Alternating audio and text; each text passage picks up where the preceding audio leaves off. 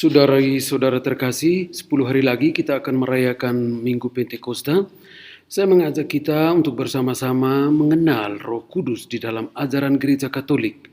Dan juga mari kita bersama-sama berdoa novena untuk mempersiapkan diri kita dalam menyambut datangnya Roh Kudus nanti. Dalam rumusan gereja, berdoa kepada Allah Roh Kudus diawali dengan datanglah Roh Kudus. Kita lihat kapan saja Allah Roh Kudus itu datang menurut kitab suci. Artinya kita akan melihat bagaimana dan mengapa kita harus berdoa datanglah Roh Kudus. Apakah Roh Kudus itu belum datang sehingga kita harus berdoa mohon kedatangannya? Mari kita lihat alasan dan apa yang dijelaskan dalam kitab suci. Pertama, pada kisah penciptaan, kitab Kejadian katakan demikian. Pada mulanya Allah menciptakan langit dan bumi. Bumi belum berbentuk dan kosong. Gelap gulita menutupi samudra raya. Dan roh Allah melayang-layang di atas permukaan air. Kitab Kejadian bab 1 ayat 1-2. Jadi Roh Kudus datang pertama-tama pada saat penciptaan. Yang kedua, kedatangan Roh Kudus terjadi di Bait Allah di Yerusalem. Dalam kitab 2 Tawarikh dikisahkan tentang kemuliaan Allah yang memenuhi Bait Allah. Dalam bab 7 ayat 1-3 ditulis demikian. Kemuliaan Tuhan memenuhi rumah itu. Para imam tidak dapat memasuki rumah Tuhan itu karena kemuliaan Tuhan memenuhi rumah Tuhan itu. Ketika segenap orang Israel melihat api itu turun dan kemudian Tuhan meliputi rumah itu, berlututlah mereka di atas lantai dengan muka sampai ke tanah. Lalu sujudlah menyembah dan menyanyikan lagu syukur kepada Tuhan. Sebab ia baik, bahwasannya untuk selama-lamanya kasih setianya.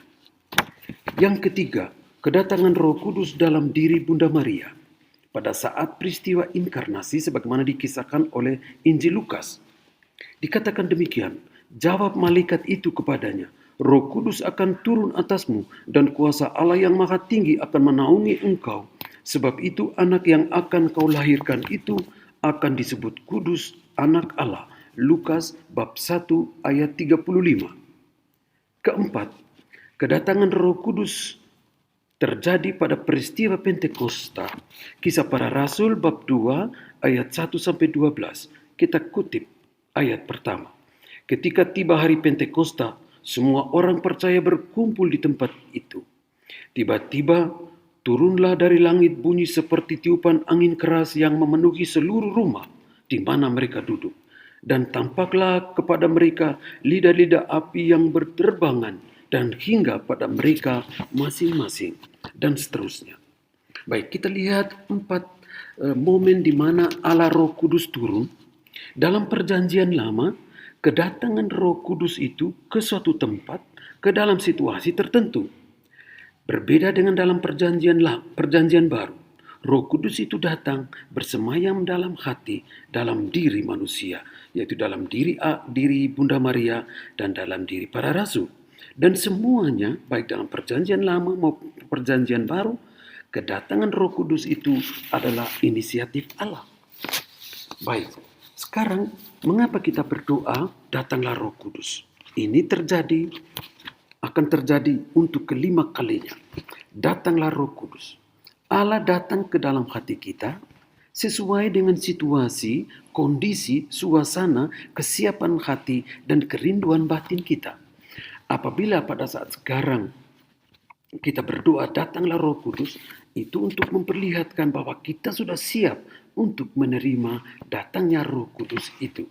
Jadi dalam perjanjian lama, dalam kitab Kejadian, Tawarikh, sedangkan di dalam Injil Lukas ke dalam diri Maria dan di dalam diri para murid.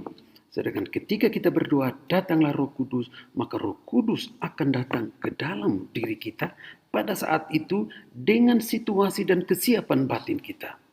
Jadi sekarang dalam situasi kita dengan kebutuhan kita semua, kebutuhan gereja, kebutuhan hati setiap orang dalam situasi pandemik ini, kita akan selalu berdoa, datanglah Roh Kudus.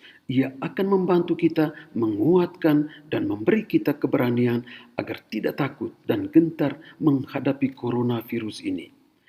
Itulah mengapa kita selalu dan terus berdoa, datanglah Roh Kudus. Datanglah ya Roh Hikmat, turunlah atas diri kami. Ajarlah kami menjadi orang bijak, terutama agar kami dapat menghargai, mencintai, dan mengutamakan cita-cita surgawi. Dan semoga kami kau lepaskan dari belenggu dosa dunia ini. Datanglah ya Roh pengertian, turunlah atas diri kami. Terangilah budi kami, agar dapat memahami ajaran Yesus Sang Putra dan melaksanakannya dalam hidup sehari-hari. Datanglah ya Roh nasihat, dampingilah kami dalam perjalanan hidup yang penuh gejolak ini. Semoga kami melakukan yang baik dan menjauhkan yang jahat. Datanglah ya Roh keperkasaan, kuatkanlah hamba-Mu ini, kuatkanlah gereja-Mu, kuatkanlah kami yang lemah ini, agar tabah menghadapi segala kesulitan dan penderitaan. Semoga kami kau kuatkan dengan memegang tangan-Mu yang senantiasa menuntun hati dan hidup kami. Datanglah ya Roh pengenalan akan Allah. Ajarlah kami mengetahui bahwa semua yang ada di dunia ini sifatnya sementara saja. Bimbinglah kami agar dapat menggunakan hal-hal duniawi untuk kemuliaan nama-Mu. Datanglah ya Roh kesalehan, bimbinglah kami untuk terus berbakti kepadamu. Ajarilah kami menjadi orang-orang yang tahu berterima kasih atas segala kebaikan-Mu dan berani menjadi teladan kesalehan bagi orang-orang di sekitar kami. Datanglah ya Roh takut akan Allah. Ajarlah kami untuk takut dan tunduk kepadamu dimanapun kami berada. Tegakkanlah hati kami agar selalu berusaha melakukan hal-hal yang berkenan kepadamu. Kemuliaan kepada Bapa dan Putra dan Roh Kudus, seperti pada permulaan, sekarang, selalu, dan sepanjang segala abad. Amin. Baik, Bapak, Ibu, Saudara-saudari, mari kita berdoa novena Datanglah Roh Kudus bersama-sama.